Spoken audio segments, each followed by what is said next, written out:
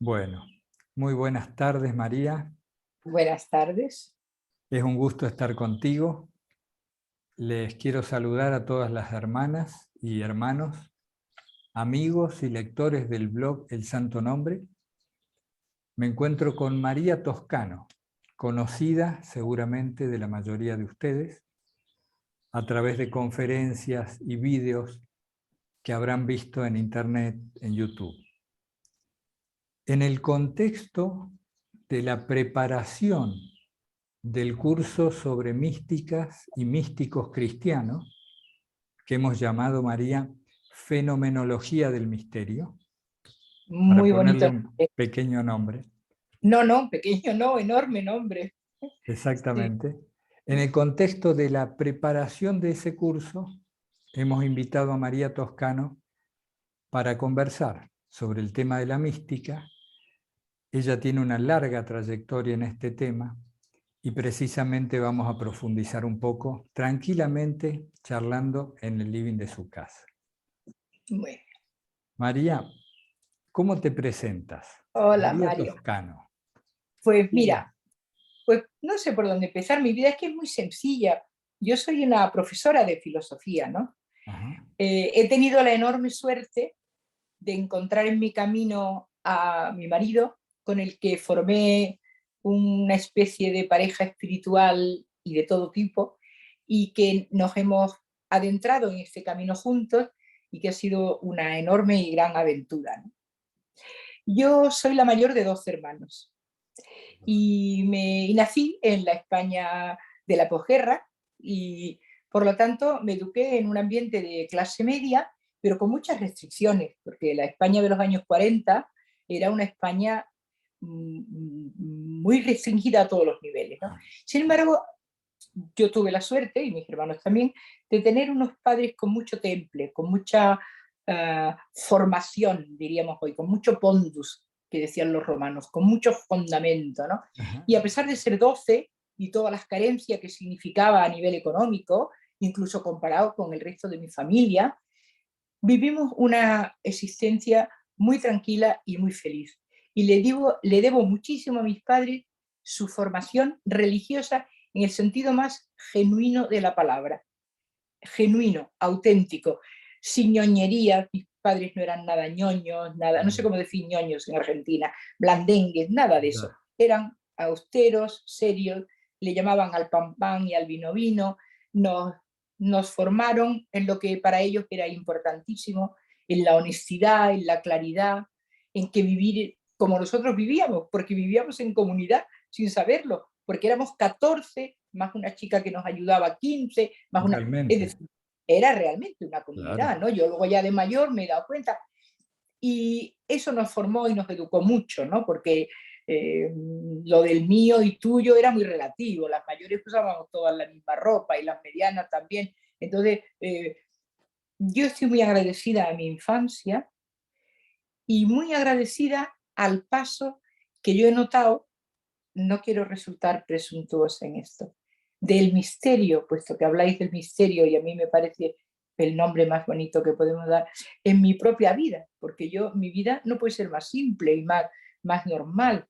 Y sin embargo, pues yo desde muy niña he sentido una atracción, una necesidad de una contestación a algo que nunca he sabido bien lo que era, ni le ponía nombre, ni le pongo nombre, no, desde niña, y como si hubiera habido siempre un hilo conductor de mi vida que me llevó desde esa circunstancia familiar que os estoy contando a encontrarme con mi marido, ¿no? Espérate, María, me das pie para algo que me interesa mucho. ¿Tú reconoces en esa infancia que nos estás describiendo, reconoces alguna evocación en particular, algún momento en donde tú ya andabas en esto de la mística, que es tan Sí, tuyo? sí, ¿Puedes hacer una a, breve par a descripción? partir del año 54. Ujú.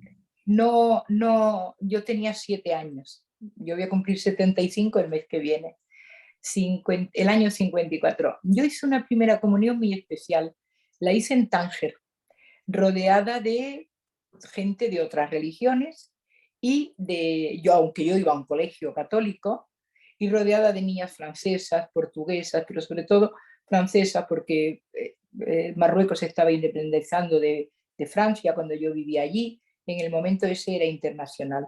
Y yo desde pequeñita, mi padre nos sacaba de paseo a los mayores, que fíjate los mayores, la edad que teníamos, 7, 6, 5, y nos enseñaba como una gran cosa. Nos hizo ver que aquello era un privilegio, que pudiéramos nosotros vivir en aquella ciudad tan distinta a la España que estaba viviéndose entonces, ¿no?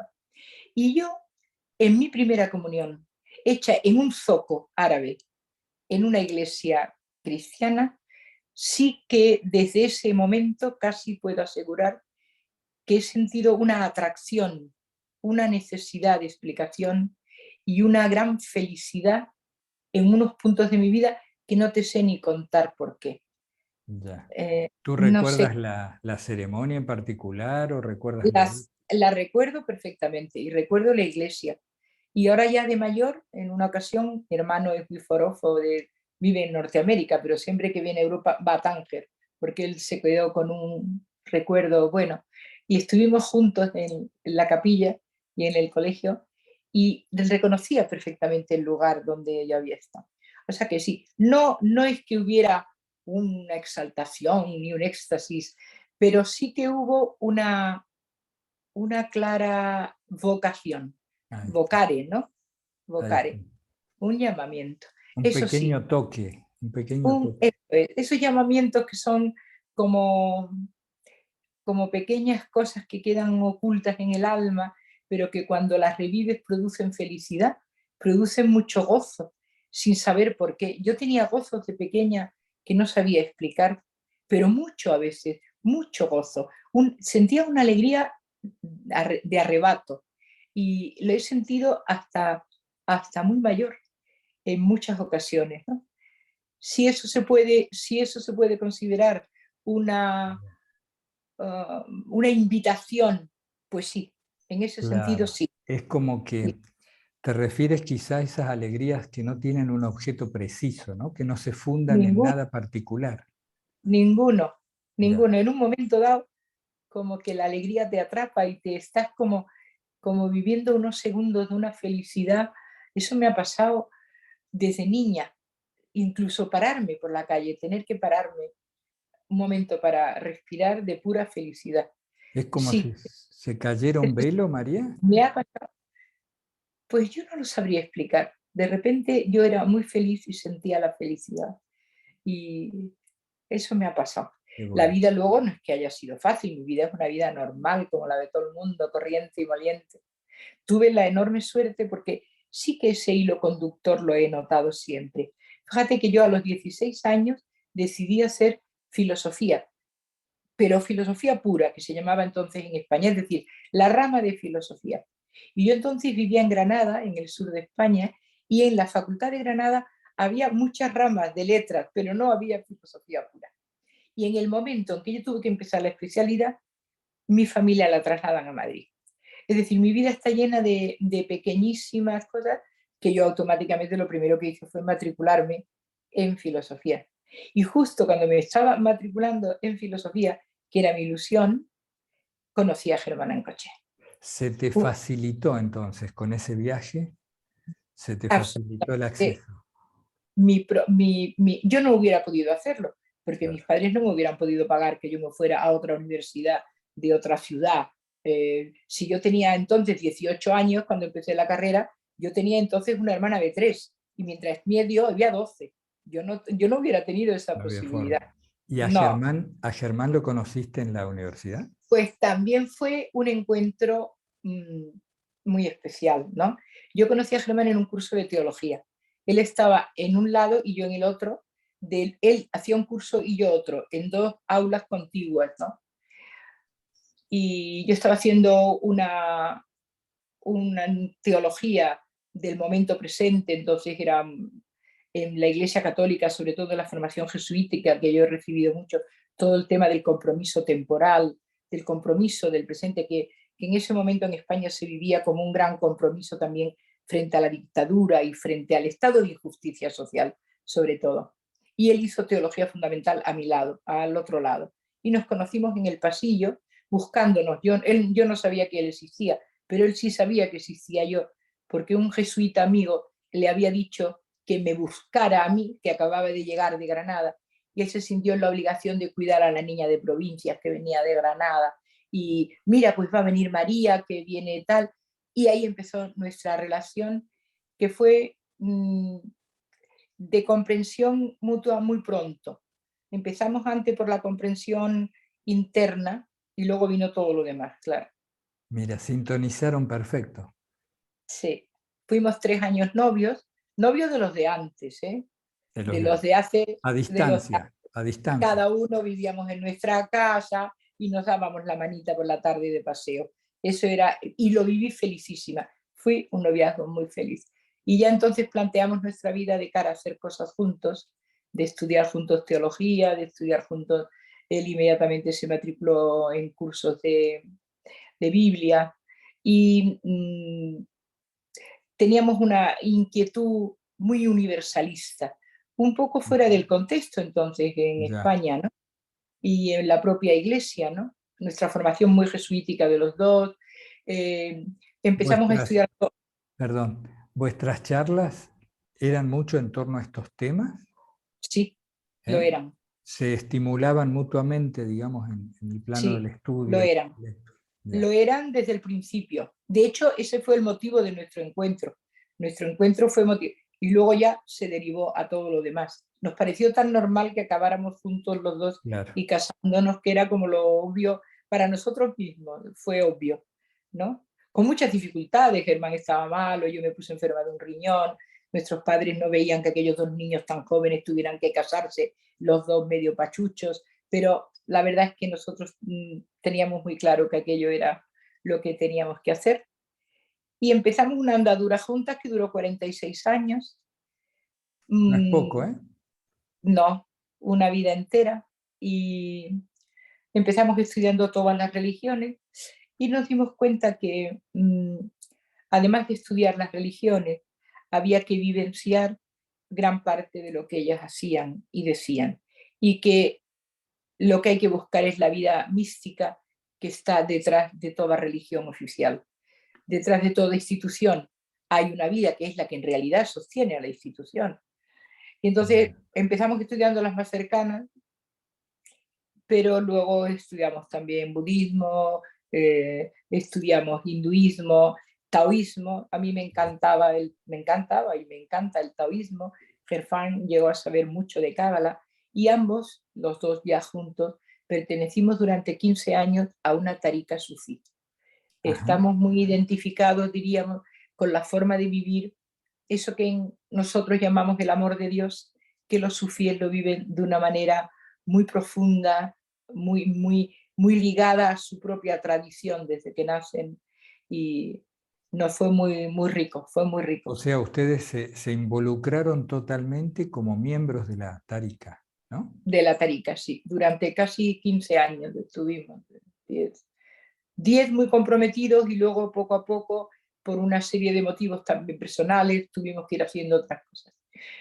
Y, y sí, Y lo fuimos haciendo con toda naturalidad.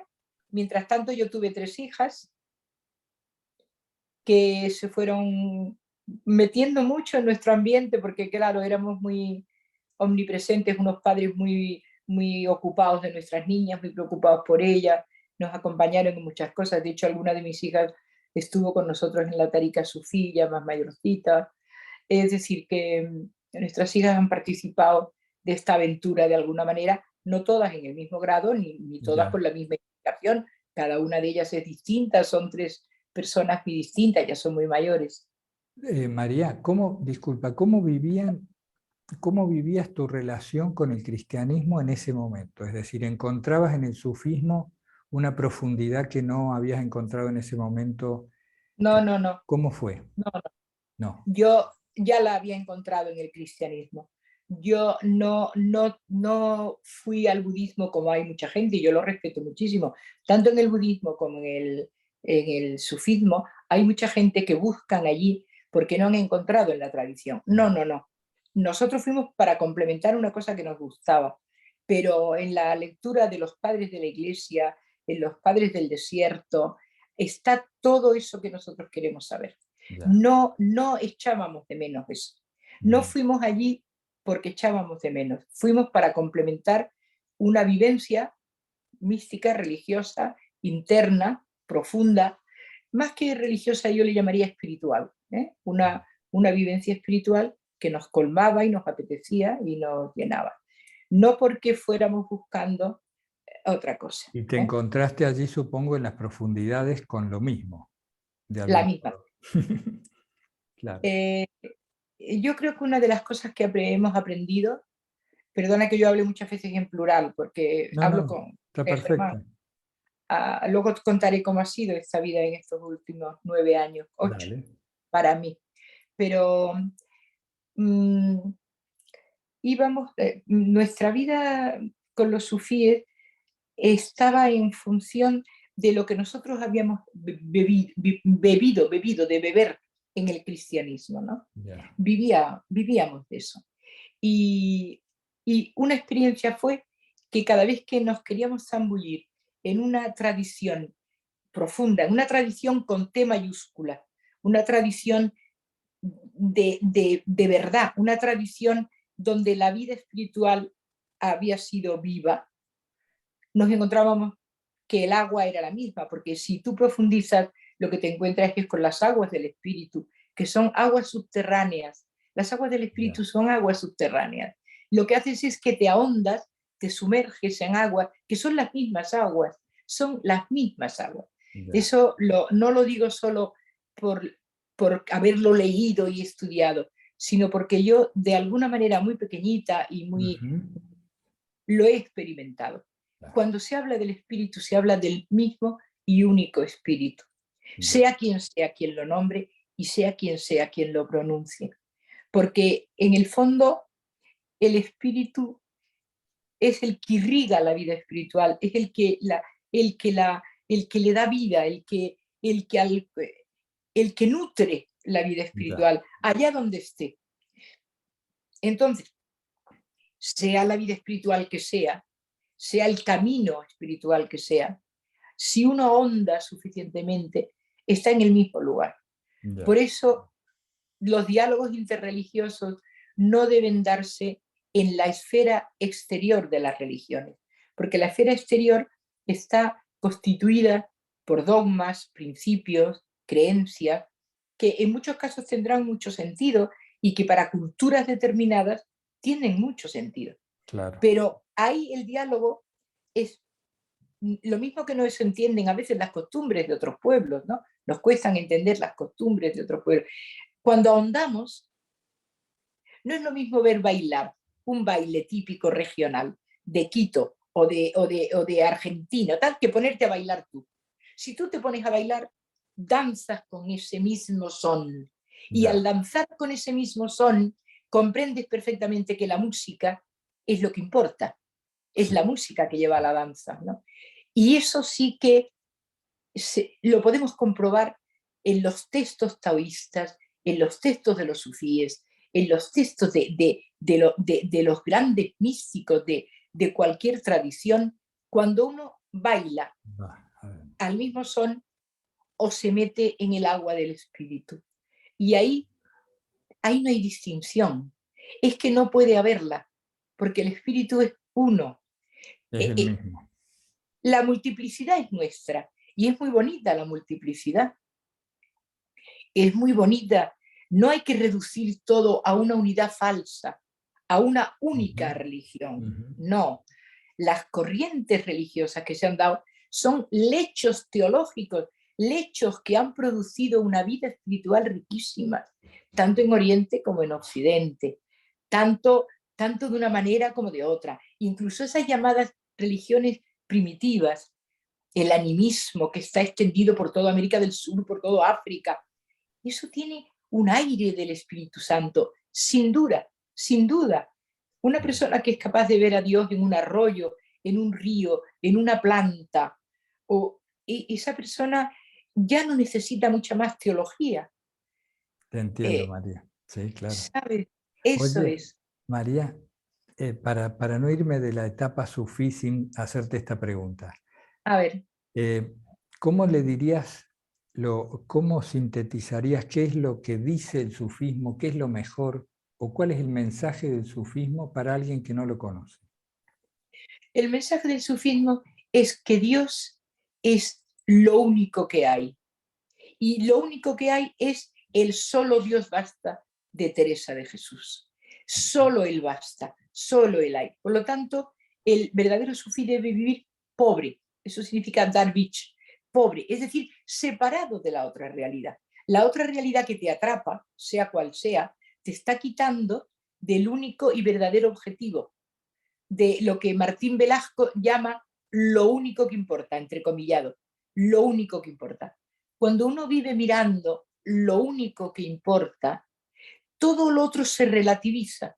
Entonces te puedes ir desapegando, porque la vida misma no tiene interés en la medida en que tú ya sabes muy bien dónde has dirigido tu mirada. El verdadero sufí vive inmerso en el amor de Dios Es y decir, quiere vivir inmerso en él, inmerso, metido en él. Y ahí conduce todo lo demás. De es ahí la decir, separación. perdona María, hay ese retraso a veces cuando uno habla, Es que verdad, perdón. me lleva a interrumpirte sin quererlo. Es decir, el sufí tiene una existencia inmersa en lo sacro, por decir así, no tienen una parte que no lo sea, ¿no? Como a veces nos pasa. Eso es lo que ellos quieren conseguir, ¿no? Y lo consiguen a través de la repetición del nombre o del DERK que su propio iniciador le impone el día de la iniciación. Es decir, cuando te inician, te dan un nombre de Dios para ti que debes repetir por la mañana, por la tarde, cuando estés despierto, cuando estés dormido, que es exactamente lo mismo que dice el Zohar y que dicen todos. Hay que invocar al nombre de Dios por la mañana, por la tarde, por la noche, con los ojos abiertos, con los ojos dormidos, siempre. Es Y decir, entonces, la iniciación es a través de la búsqueda de la oración continua, digamos. claro, es un continuo nombre que se repite, distintos nombres de Dios, que según la tradición islámica hay 99 nombres de Dios que lo definen, porque el último es el conjunto de todos ellos, que es en el fondo la esencia de Dios, que es incomprensible, inaccesible, innombrable, Que innombrable. ya nos vas a contar en febrero cuando nos des una clase sobre Dionisio Areopagita, o el pseudo Eso es, Dionisio, si que va Dios por quiere. ahí. Sí. Oye María, y entonces esto del sufismo que me comentaste es porque cronológicamente vino después.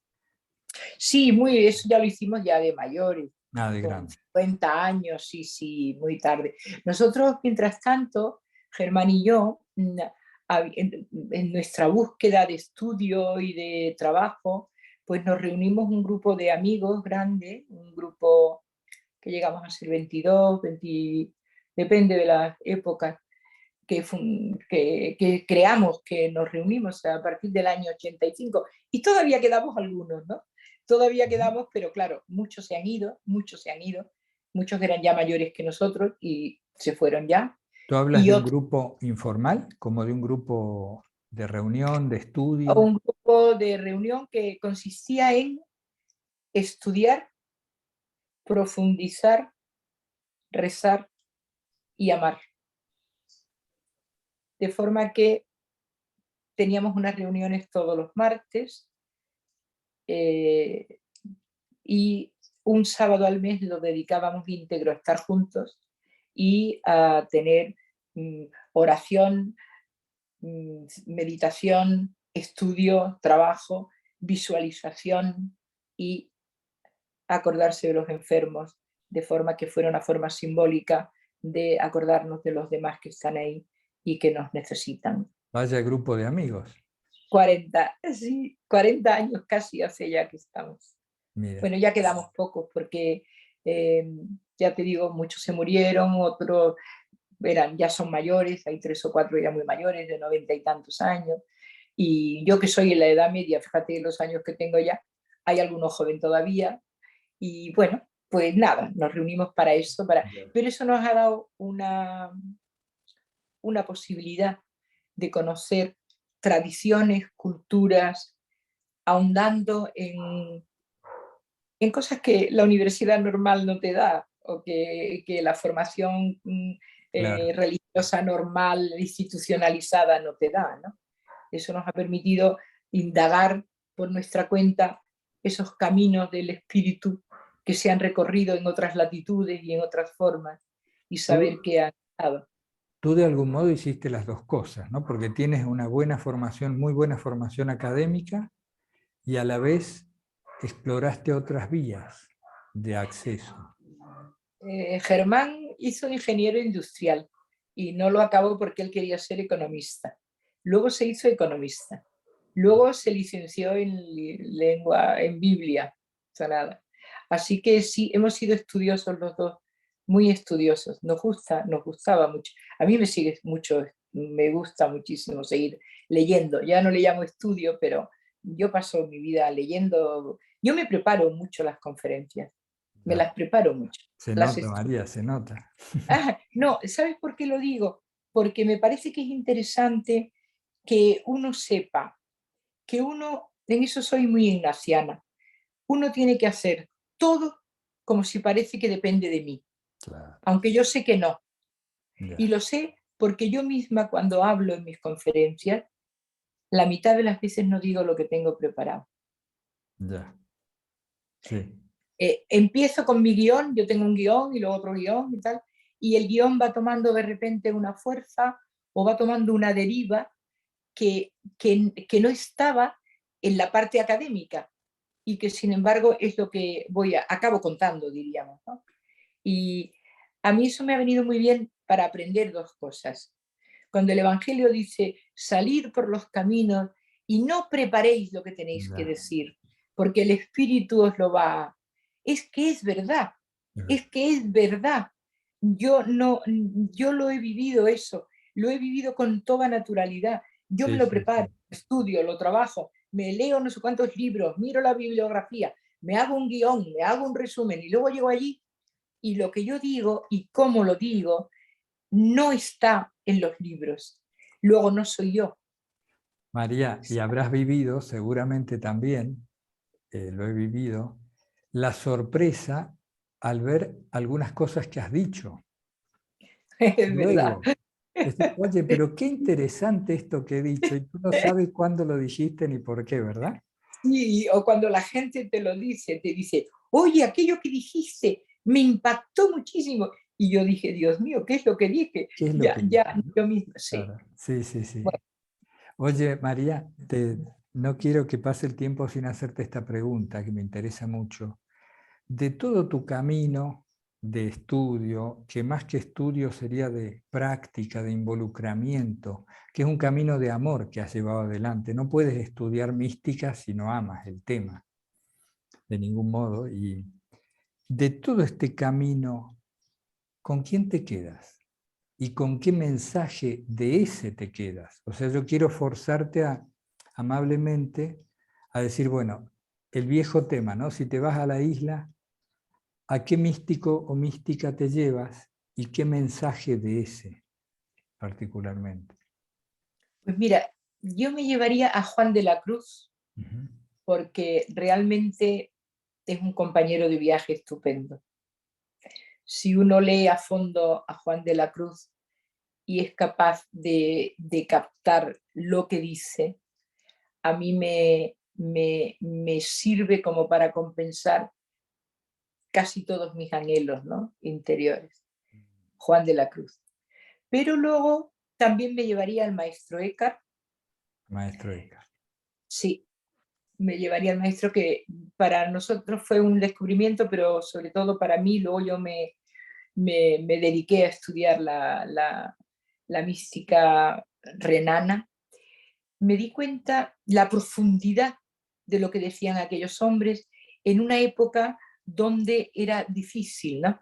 Porque la mística renana es la llamada mística de la esencia, es decir, no es solo mística nupcial, no es solo mística gozosa del encuentro, sino que es la mística de lo que decía Guillermo de Santierri, ¿no? Llegar a ser Dios, no Dios, sino lo que Dios es. Hay que llegar a ser Dios, pero no ser Dios, sino lo que Dios es. Y eso, esa divinización, esa teosis, está en el fondo de toda la llamada mística. Ya. Lo que pasa es que para llegar a esa teosis, a ese identificarte con la divinidad, hace falta un desnudamiento radical. El desnudamiento, sin desnudamiento, no puede haber encuentro. No puede haber encuentro, ni amoroso, pero ni esencial. Porque si tú aportas de ti algo que va contigo, estás quitando, estás mermando el encuentro con la verdadera esencia. Que en definitiva eso es la pobreza. Eso es la pobreza. Es decir, desprenderte de tal manera, desnudarte de tal manera, que no quede nada de ti. De forma que cuando encuentras al otro, estás tan desnudo que encuentras también al otro desnudo en su desnudez. Y yo leyendo a Eckhart me di cuenta que encontrar aquella esencia de lo último que es Dios desnuda puede resultar a veces muy dura, Sí. muy seca, Sí. muy seca, muy seca. Lo que ocurre es que eso te va en el propio camino de desnudamiento, que es el camino espiritual, el camino de transformación en el que uno se mete, en el que uno entra, va quitando todo aquello que es inútil. Ya. Primero las cosas físicas, pero en el fondo de las cosas físicas es relativamente fácil separarse. Sí, sí. El problema es cuando en la exigencia interior del encuentro con el otro ya se trata de dejar atrás otras muchas cosas de ti mismo, ¿no? Que es lo que llaman los sufíes el faná, es decir, dejarte abandonado, quitarte, desnudarte para llegar al encuentro total del amado, ¿no? ¿Sabes qué, María? Sí, perdón, sigue. Sí, no, Termina.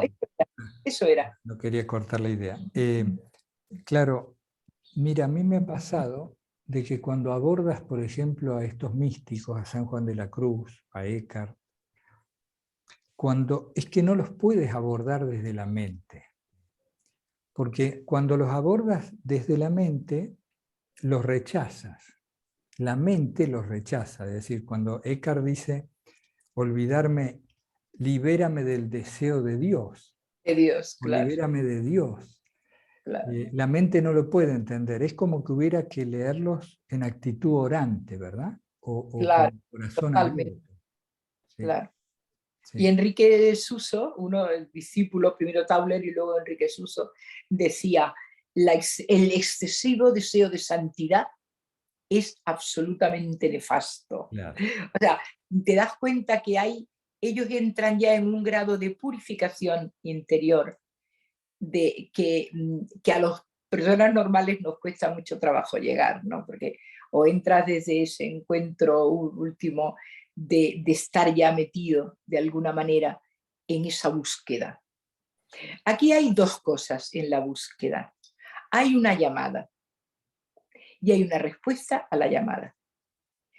La llamada se mantiene desde el principio, aunque a veces no la oigamos, porque la llamada a veces se oscurece. Lo vamos a ver en la mística apofática de Dionisio. Dios no está y no aparece por ningún sitio. Entonces hay que pensar que esa llamada pervive en la oscuridad, pervive en lo hondo de la soledad, de la desolación profunda, ¿no? Esa llamada. Pero hay una respuesta que en la misma respuesta uno va encontrando el camino propio de cada uno. A medida que uno responde a la llamada, el camino se va haciendo, vas haciendo un camino de búsqueda. No está ya establecido, sino que cada uno de nosotros va encontrando aquello que le permite ir avanzando. Y desde luego hace falta una radical humildad en el sentido de Teresa de Jesús. Es decir, la humildad es la verdad. Nada de tonterías, nada de sandeces, nada de pensar. No, la verdad. Tú eres esto, vas por aquí, quieres encontrar esto, con honestidad, seriedad y profundidad. No esa humildad un poco tontita, de Y es tú que yo hablas no de la, sé, no la pero, humildad de la ¡oh! beatería. ¡Ay! Eso es horrible, eso va contra toda situación de... La vida espiritual es muy seria, Sí, y sí, no te solo es entiendo. seria, sino que a veces es sobria, muy sobria. Sí, Y necesariamente. necesariamente, Sí, necesariamente, muy sobria. Entonces, lo que no puede uno cejar nunca es en su propia exigencia interior de alcanzar eso mismo que te está llamando, esa vocecita que te llama en la oscuridad, te llama en la oscuridad, te llama a veces detrás y intentar seguir. Fíjate que se habla mucho de la atención, por ejemplo, en muchos sistemas meditativos, muchos sistemas de educación de la mente para la meditación, se habla de mantener la atención. Y además de mantener la atención, lo que hay que mantener es la intención.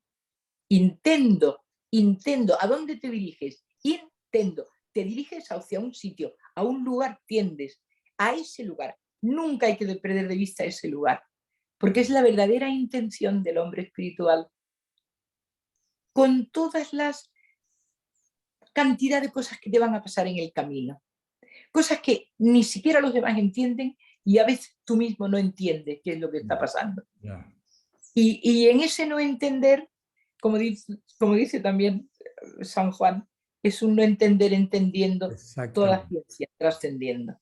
Es decir, va más allá de la ciencia, va más allá del saber, va más allá de todo. Y hay algo que siendo más allá de todo, es esa profundidad de mantener la intención y el orden. Tú sabes que me hacías acordar cuando hablabas de la humildad en el curso de Filocalía, al ir estudiando a cada autor.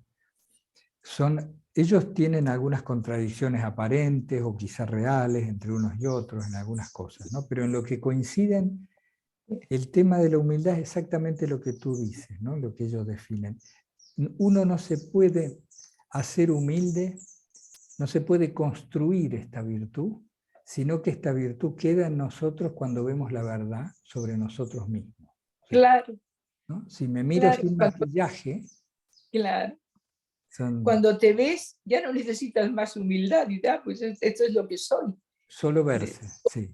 Claro, y esto es lo que soy, con todo lo bueno, todo lo menos bueno, todo lo agradable y todo lo desagradable que constituye nuestra realidad. Y en esa aceptación uno entiende la humildad, y es la humildad, ¿no? Ya. María, vamos a parar la grabación para evitar cualquier fallo y la reiniciamos. Fenomenal. A ver, espérate.